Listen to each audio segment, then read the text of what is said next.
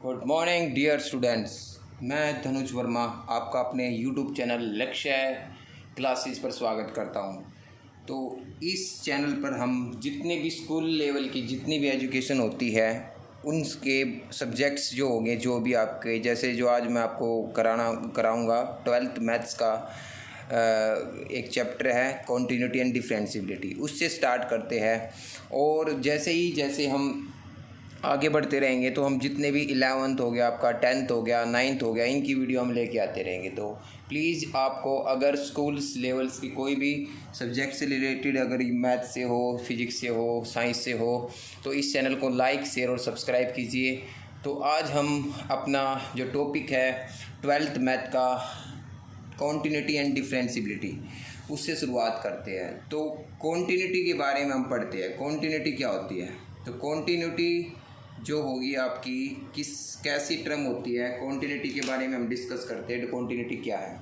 Continuity में देखो क्या होता है, हमारे पास एक फंक्शन दिया होता है, f(x) दिया होगा, कुछ भी किसी के कुल मान लेता हूँ। अगर मान लो x के बराबर दे दिया तो बोलेगा कि बताओ ये फंक्शन एट x = 3 पे कॉन्टीन्यूस है या नहीं है, इसको चेक करना है। एट x = 0 पे है या नहीं है, x = -5 पे है, या बोल देगा ऑल रियल नंबर के ऊपर ये आपका कॉन्टीन्यूस फंक्शन है या नहीं है, इसके बारे में वो जानकारी आपसे लेना चाहता है। ठीक है, तो आप इन क्वेश्चनों को कैसे करोगे, कैसे आप इनके साथ इनको सॉल्यूशन दोगे, तो मैं आपको उस चैप्टर में बताना चाहूँगा। ठीक है, तो हम शुरुआत करते हैं कॉन्टिन्यूटी की।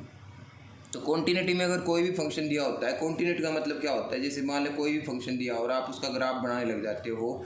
अगर आप इसका ग्राफ बनाओगे, इसका मतलब क्या होता है, आपको सभी को पता होगा कि f(x) को हम y मानते हैं, तो y = क्या होगा, आपके पास x होगा। अगर मैं इसका ग्राफ बनाना चाहता हूँ तो आप ग्राफ बना सकते हो। x की वैल्यू 0 तो y की वैल्यू 0, x की वैल्यू -1 तो y की वैल्यू भी -1, x की वैल्यू 1 तो इसकी वैल्यू भी 1। तो अगर आप इसका ग्राफ बनाओगे, x एक्सिस होता है, ये y एक्सिस होता है, ये x एक्सिस का नेगेटिव होता है, ये y एक्सिस का नेगेटिव होता है, ये 1 ये 2, ये 1 ये 2, ये 1 ये 2, ये 1 और ये 2, पता होगा। ये इस तरफ पॉजिटिव, इस तरफ नेगेटिव। तो इसने बोला x की वैल्यू 0 तो y की वैल्यू 0 कहाँ मिलेगी, यहाँ पे। x की वैल्यू -1 तो y की वैल्यू भी -1 कहाँ पे मिलेगी, यहाँ पे। x की वैल्यू +1 और y की वैल्यू भी +1 कहाँ पे मिलेगी, यहाँ पे। तो अब अगर आप इसका ग्राफ बनाओगे तो बिल्कुल स्ट्रेट लाइन जाएगा। अगर आप इसको ग्राफ ड्रा करते हो तो आपको एक ग्राफ बनाने के लिए पेन उठाने की जरूरत नहीं पड़ेगी, मतलब आप कंटिन्यूसली उस ग्राफ को मिला सकते हो। अगर आप कोई भी ग्राफ बनाते हो उसमें आप पेन उठाने की जरूरत ना पड़े, आप बिल्कुल उन लाइनों को सीधा मिला सकते हो एक स्ट्रेट लाइन में, तो आपका जो फंक्शन होगा कॉन्टिन्यूस होगा। बट हम इस तरीके से चेक नहीं करेंगे इसको। जो हम चेक करेंगे आपकी 3 तरीके से इसको हम चेक करेंगे। अगर आपका फंक्शन जो होगा आपका लेफ्ट हैंड लिमिट बताऊंगा मैं इसके बारे में, और राइट हैंड लिमिट के इक्वल होगा, और आपका इक्वल टू f(x) इक्वल होगा इक्वल टू के साइन पर, तो आप बोल सकते हो कि वो सारा का सारा फंक्शन क्या होगा, आपका कॉन्टिन्यूस होगा। अगर जैसे मैं यहाँ पे बात करूँ, आपकी इसी फंक्शन की बात करता हूँ, तो लेफ्ट हैंड लिमिट का मतलब क्या होता है मैं बता देता हूँ थोड़ा। लेफ्ट हैंड लिमिट का मतलब क्या होता है, लिमिट अगर मुझे 3 पे चेक करना है, x टेंड्स टू 3 इसका मतलब क्या है कि 3 से थोड़ा सा कम, जैसे मान ले नंबर लाइन है, 3 से थोड़ा सा कम कितना भाई, 2.9999 समथिंग ऐसे। ठीक है, तो f(x) कितना है आपका, सेम ही है x। तो इसका मतलब जब आप यहाँ पे रखोगे x की वैल्यू डायरेक्ट रखोगे 3 तो 3 ही आएगा। तो ऐसे ही राइट हैंड लिमिट पे हम चेक करेंगे। राइट हैंड लिमिट पे हम चेक करेंगे limit x tends to 3+, right hand limit में मतलब 3 से थोड़ा सा प्लस, तो इसलिए प्लस लगाते हैं इसके ऊपर। तो यहाँ पे चेक करेंगे, यहाँ पे भी कितना आएगा, इक्वल आएगा। फिर हम चेक करेंगे f(x) पे।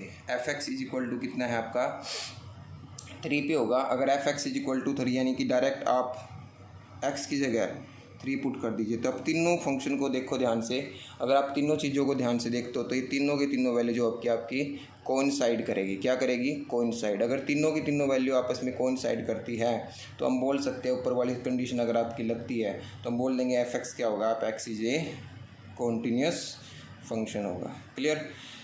तो इस तरीके से हम इन क्वेश्चनों को करेंगे। ये कॉन्टिन्यूटी का है। ठीक है, तो हम बढ़ते हैं अपने एक्सरसाइज की ओर। एक्सरसाइज में देखते हैं क्या दिया है। अगर आप फर्स्ट क्वेश्चन को देखते हैं, फर्स्ट क्वेश्चन में पढ़ते हैं ध्यान से। Prove that the function f(x) = 5x - 3 is a continuous at x = 0 at x is equal to -3 and x is equal to 5, इन पे चेक करना है। अगर मैं कॉन्टीन्यूटी की बात करता हूँ उनकी चेक करने की, तो सबसे पहले हम चेक करते हैं, सबसे पहले हम इक्वल टू पे चेक करते हैं। F x is equal to क्या है, एफ एक्स -3, एक्स की वैल्यू यहाँ डायरेक्ट 0 रख दो, एक्स की वैल्यू 0 रखने के कारण यहाँ पे फंक्शन की वैल्यू कितनी आ जाएगी, वाई की वैल्यू कितनी आ जाएगी आपकी -3। अगर एक्स 0 है तो वाई कितना है -3। अब आप इसको लिमिट में रख के सोल्व कर सकते हैं। Limit x tends to 0 f x, limit x tends to 5x -3, direct value put करोगे तो यहाँ पे कितना होगा आपका -3 आएगा। अगर आप ध्यान से देखो, limit f x is equal to, दोनों आपके कौन साइड कर देता है, एफ एक्स आपका क्या होगा, कॉन्टीन्यूस फंक्शन होगा। फिर दोबारा से आपको चेक करना है at x is equal to -3 पे। फिर से आप सबसे पहले चेक करना होता है एफ एक्स पे। एफ एक्स मतलब जहाँ पे डायरेक्ट वैल्यू पुट करनी है। एफ एक्स कितना है आपका, एफ एक्स -3, और एक्स की जगह आप -3 पुट कर दोगे तो 5 -3 कितना आएगा, -15 -3 -18 आपका आंसर आ जाएगा। ठीक है, अब आप लिमिट में रखो, लिमिट एक्स टेंस टू 3 -3 और f x, limit x tends to -3, f x की वैल्यू कितनी है 5x -3। जब आप इसमें वैल्यू रखोगे तो डायरेक्ट वैल्यू कितनी आएगी, -8 आएगा। तो आप यहाँ से भी बोल सकते हो limit x tends to 3 -3 f x is equal to f x. तो यहाँ पे बोल सकते हैं सो, ठीक है, so f x is a continuous at x is equal to -3 पे एफ एक्स क्या आपका कॉन्टीन्यूस फंक्शन। क्लियर। और ऐसे ही आप चेक करोगे किसके ऊपर, at x is equal to 5 पे। 5 पे भी आप ऐसे ही चेक करोगे, एफ एक्स की वैल्यू कितनी है 5x -3, और आप इसमें 5 रख दोगे तो कितना आएगा, 5 5 जा 25 -3 22 आ जाएगा। फिर आप लिमिट में रखो, लिमिट एक्स टेंस टू 5, ठीक है। तो एफ एक्स कितना है आपके पास 5x -3, यहाँ पे भी आप रखते हैं कितना आएगा 22। फिर से आप बोल सकते हो so f x is continuous at x is equal to 5। तो आसान सा क्वेश्चन था, आप इस तरीके से इस क्वेश्चन को कर सकते हैं। नेक्स्ट क्वेश्चन की ओर बढ़ते हैं हम। अगला नेक्स्ट क्वेश्चन क्या दिया है, स्क्रीन पर दिए हुए क्वेश्चन को ध्यान से देखते हैं। तो क्वेश्चन क्या दिया है, examining the quantity of the function at x is equal to 3 पे चेक करना है। तो 3 पे चेक करना है तो सबसे पहले आप क्या करोगे, एफ एक्स कितना दे रखे आपको 2x स्क्वायर -1, एफ एक्स की जगह क्या रख दोगे 3। तो 3 जब आप रखोगे एक्स की जगह तो कितना होगा, 3 का स्क्वायर कितना होगा 9 -1, तो कितना आएगा 17। तो फिर आप लिमिट में रखो, लिमिट में रखते हैं। लिमिट क्या है, x tends to 3 f x कितना है 2x स्क्वायर -1, तो यहाँ पे वैल्यू रख देते हैं 2, 3 का स्क्वायर -1, फिर से कितना आएगा 17। तो हम बोल सकते हैं क्या कि limit x tends to 3 f x is equal to है f3। ठीक है, so f x is continuous at x is equal to 3 पे। तो आई थिंक आपको ये दोनों क्वेश्चन समझ में आए होंगे। अब अगले क्वेश्चन की ओर बढ़ते हैं। क्वेश्चन नंबर 3 में क्या दिया है आप ध्यान से देख सकते हो। क्वेश्चन नंबर 3 में 4 पार्ट बना के दिया है। Examine the flowing function for continuity, इनकी चेक करनी है कॉन्टिन्यूटी, ये कॉन्टिन्यूस है या नहीं है। अगर आपको कॉन्टिन्यूटी चेक करनी है तो हम पहले उसको उठाते हैं, और इसमें कुछ नहीं दिया तो उसका मतलब ऑल रियल नंबर के ऊपर आपको चेक करना है। तो अगर मैं पहला ए पार्ट उठाता हूँ तो f x is equal to कितना है x -5। ठीक है, तो सबसे पहले हम क्या उठा लेंगे, at x is equal to r पे चेक करते हैं। और आर जो है r is a real number, r क्या आपका रियल नंबर है। ठीक है, तो एफ आर पे हम निकालते हैं तो क्या होगा r -5। ठीक है, फिर आप लिमिट लेके चेक करते हैं, limit x tends to r x -5, तो वैल्यू आएगी यहाँ से भी r -5। तो डायरेक्ट लिख देंगे हम क्या, limit x tends to r f x और एफ आर इक्वल है। ठीक है, ये इक्वल है तो so f x is continuous at all real values of x. ठीक है, आर की सभी रियल वैल्यूज के ऊपर ये क्या होगा आपका कॉन्टीन्यूस फंक्शन होगा। बढ़ते हम अगले क्वेश्चन की ओर। क्वेश्चन नंबर इसका सेकंड पार्ट में क्या दिया है ध्यान से देखो। क्वेश्चन नंबर 2 में क्या दिया है, एफ एक्स कितना दे दिया 1 में x -5, इसको कॉन्टीन्यूस चेक करना है। तो देखिए किस पे चेक करेंगे इसको भी, at x is equal to r पे चेक करेंगे। तो एफ आर पे हम चेक करते हैं तो आर माइनस 5 होगा। अगर हम लिमिट लगा के चेक करते हैं, limit x tends to r, f x कितना है एक्स माइनस 5, वैल्यू पुट कर देंगे तो यहाँ पे क्या आएगा आर माइनस 5। हम बोल सकते हैं क्या क्या बोल सकते हैं, limit x tends to r f x और एफ आर ये इक्वल है, ठीक है। So f x is continuous at x, ठीक है, या for all real values of x, ठीक है। तो ये भी बहुत आसान सा क्वेश्चन था। तो हम इसके सी पार्ट की ओर बढ़ते हैं, देखते हैं सी पार्ट में क्या दिया है। सी पार्ट में आपको देखते हैं, सी पार्ट में दिया है कि ये function f x is equal to x square minus के 25 अपॉन में एक्स माइनस 5 एक आपका कॉन्टीन्यूस फंक्शन है या नहीं है। तो इसको देखते हैं, इसमें सी पार्ट में क्या दिया, ये बी पार्ट था आपका।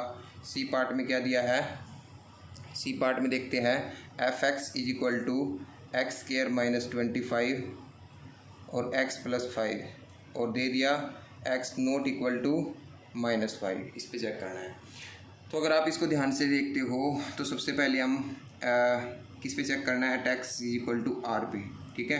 तो एफ आर निकाल लेंगे तो आर माइनस 25 और ये कितना होगा आर प्लस 5। अगर आप इसको ध्यान से देखते हो r minus 25 r minus r square minus 25 को हम लिख सकते हैं आर माइनस 5 और आर प्लस 5 और नीचे क्या आपका आर प्लस 5। तो आर प्लस 5 से आर प्लस 5 कैंसिल हो जाएगा, आर माइनस 5 आपका ये आ जाएगा। तो ये आया आपका डायरेक्ट। अब लिमिट पुट करके देखते हैं, limit x tends to r f x कितना है एक्स स्क्वायर माइनस के 25 और अपॉन में एक्स प्लस 5, वैल्यू पुट करो आर स्क्वायर माइनस 25 और आर प्लस 5, ठीक है। तो इसको सोल्व करेंगे फिर से, ये भी कितना आएगा आर माइनस 5। तो हम बोल देंगे सो, ठीक है, limit x tends to r f x equal है, ठीक है, एफ आर के, ठीक है। तो आप बोल सकते हो so f x is continuous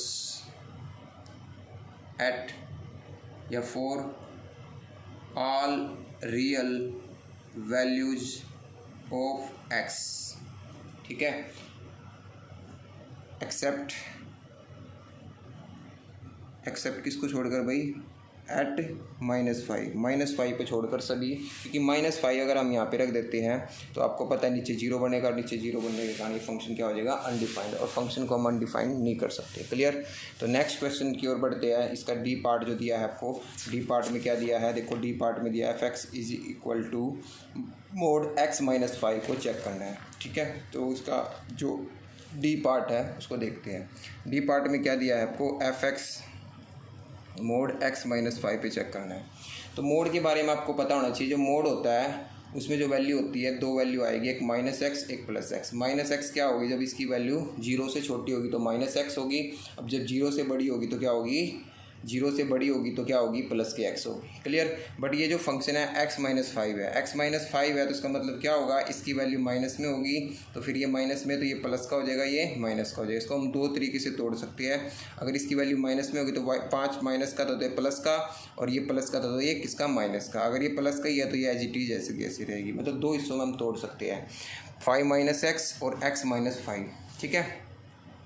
तो अगर आप इसको चेक करते हो, इसको आप चेक करते हो 5 माइनस एक्स, ठीक है, 5 माइनस एक्स पे अगर आप चेक करते हो तो आप देखो ध्यान से, क्योंकि देखो ये क्वेश्चन समझना जरूरी है। आपको ग्राफ के तरीके से समझाता हूँ मैं इसको। अगर मैं इसमें वैल्यू रखता हूँ, ठीक है, अगर मैं 0 से वैल्यू छोटी वैल्यू रखता हूँ तो 0 से छोटी वैल्यू यहाँ पे रखी जाएगी, और 0 से बड़ी वैल्यू रखता हूँ तो वो यहाँ पे रखी जाएगी, ठीक है।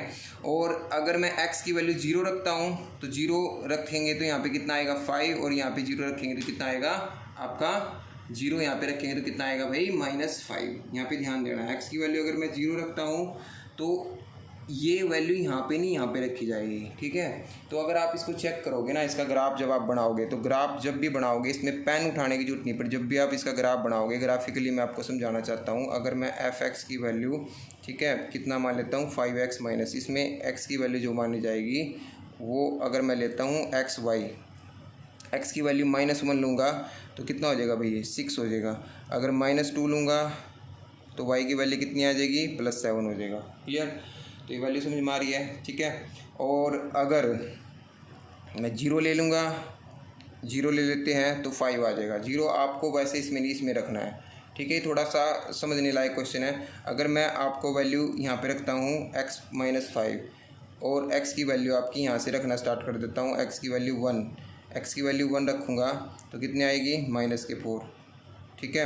अगर x की वैल्यू आपकी 2 रखूँगा तो कितना आएगा -3, x की वैल्यू 3 रखूँगा तो कितना आएगा, 3 रखेंगे तो -2, 4 रखेंगे तो कितना आएगा -1 और 5 रखेंगे तो कितना आ जाएगा 0, 5 रखेंगे तो कितना आ जाएगा 0 और 5 यहाँ रखेंगे तो कितना आएगा आपका यहाँ पे भी 0 ही तो आएगा। अगर x की वैल्यू में यहाँ पे 5 रख देता हूँ तो कितना आएगा 0, बट यहाँ पे क्यों नहीं रख सकते, क्योंकि x की वैल्यू आपको ये लेना है। तो अगर आप इसका ग्राफ बनाओगे, x की वैल्यू -1, y की वैल्यू 6, तो यहाँ बनेगा, मान लो यहाँ पे बन जाता है x की वैल्यू -2, y की वैल्यू -7, यहाँ पे बनेगा, ठीक है। और x की वैल्यू फिर ऐसे ही बनाते बनाते अगर आप चाहोगे तो आप इसका जो ग्राफ बनाओगे बिल्कुल ऐसे एज इट इज बनता चला जाएगा आपका, ठीक है। और ऐसे ही ग्राफ बनता चला जाएगा ऐसे ही, ठीक है। तो ग्राफ बनता चला जाएगा तो इसका मतलब क्या होगा कि इसमें आपको पेन उठाने की जरूरत नहीं है, बट आपको अटैम्प्ट कैसे करना है पेपर में वो मैं आपको बता देता हूँ, कैसे आपको पेपर में ये करना है, ठीक है। तो ध्यान से देखते हैं। तो f(x) किसके बराबर दे दिया आपको, f(x) दे दिया है mod x - 5 के बराबर। तो एट x = r पे चेक करना है, तो फिर क्या लेंगे, limit x tends to r, तो mod x - 5 यहाँ रख देंगे तो क्या होगा r - 5, क्या होगा r - 5। और एट x = r पे चेक करते हैं डायरेक्ट, ठीक है, ये आ जाएगा ना। अगर आप डायरेक्ट वैल्यू पुट करोगे तो वो भी क्या होगा r - 5। फिर से वही बात लिखनी है हमें, क्या कि अगर limit x tends to r है, f(x) और f(r) है, ये सारे इक्वल होंगे, ठीक है। सो f(x) इज कॉन्टीन्यूस एट या for all real values of x, ठीक है। x की सभी वैल्यूज़ पर ये क्या होगा आपका कॉन्टीन्यूस फंक्शन होगा। क्लियर, समझ में आई बात। तो ये आपके कितने क्वेश्चन हो गए, 3 क्वेश्चन। इस वीडियो में हम 3 ही क्वेश्चन करते हैं, अगली वीडियो में हम इसके जो बचे हुए क्वेश्चन उसको करने की कोशिश करेंगे, ठीक है। तो गुड बाय दोस्तों।